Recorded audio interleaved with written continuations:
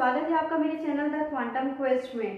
कल हमने डिस्कस किया था Kepler's law of planetary motion से रिलेटेड टॉपिक पर। इसमें हमने आपको जो है कैपलर के बारे में बताया था कि आखिर वो कौन थे। तो आज हम डिस्कस करेंगे first law of planetary motion पर कि आखिर first law of planetary motion है ये क्या कहता है, और इसे हम लॉ ऑफ ऑर्बिट के नाम से भी जानते हैं। तो जो इसका स्टेटमेंट है वो क्या कहता है? So, Kepler's first law of planetary motion is also known as the law of orbits. States that all planets moves in elliptical orbit with the sun located at one of the two foci. So, मैंने जैसे कल आपको बताया था in short में कि जो ग्रह हैं सूर्य के चारों ओर जब परिक्रमा करते हैं तो वो एक सर्कुलर पाथ ना होकर एक इलिप्स का फॉर्म होता है, एक इलिप्टिकल पाथ होता है, दीर्घवृत्ताकार पथ होता है जिस पर ग्रह सूर्य के चारों ओर परिक्रमा करते हैं।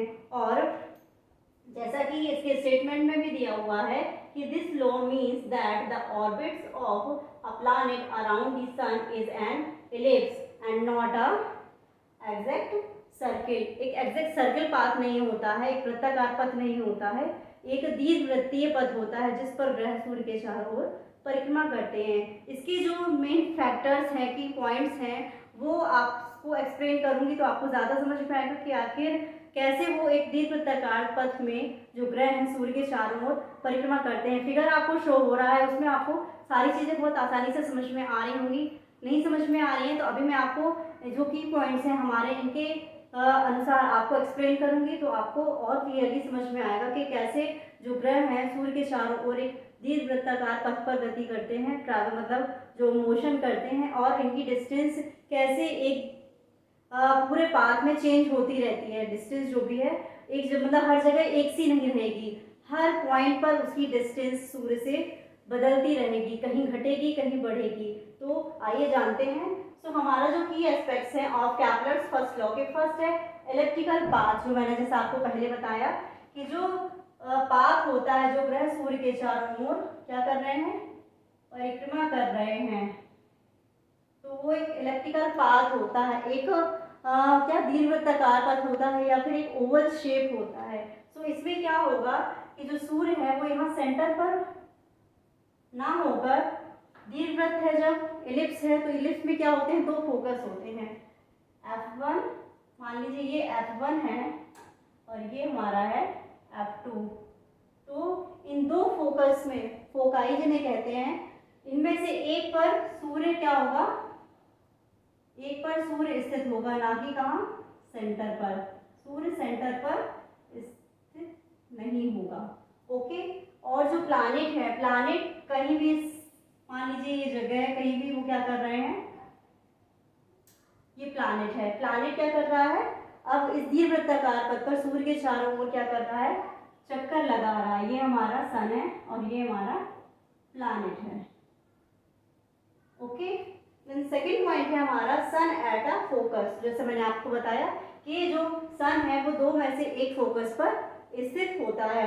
थर्ड है वरीइंग डिस्टेंस। जब प्लैनेट हमारा दीर्घवृत्ताकार पथ इलेप्टिकल पाथ पर मूव कर रहा है इस तरह से, तो इसकी जो डिस्टेंस है वो क्या होगी, वरीइंग, कहीं घटेगी कहीं बढ़ेगी, हर जगह एक सी नहीं रहेगी इसकी डिस्टेंस सूर्य से।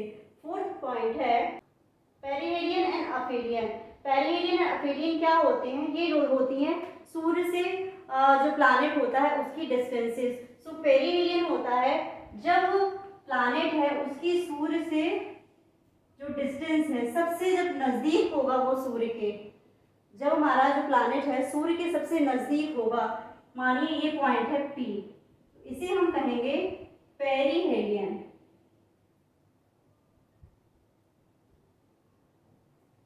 जब ग्रह सूर्य के सबसे नजदीक होगा वो कहलाएगा पेरिहेलियन। एंड जब सूर्य क्या है, जब प्लैनेट सूर्य के सबसे दूर होगा, सबसे ज्यादा दूरी होगी, सबसे ज्यादा डिस्टेंस को वो कवर करेगा सूर्य के नजदीक आने में, मानिए ये पॉइंट है, तो ये कहलाएगा एफेलियन। सो ये है हमारा पेरिहेलियन एंड अफेलियन।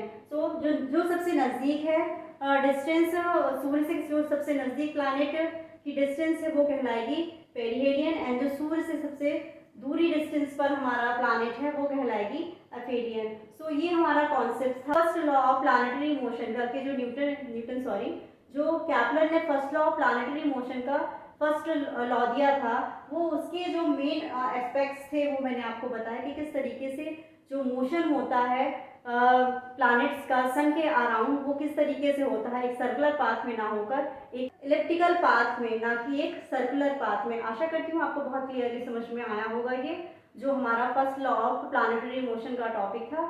और इससे रिलेटेड जो भी आपकी और भी क्वेरीज हो मुझे कमेंट करके ज़रूर बताएं। कमेंट फिर मिलेंगे अपने नए टॉपिक के साथ, तब तक के लिए नमस्कार।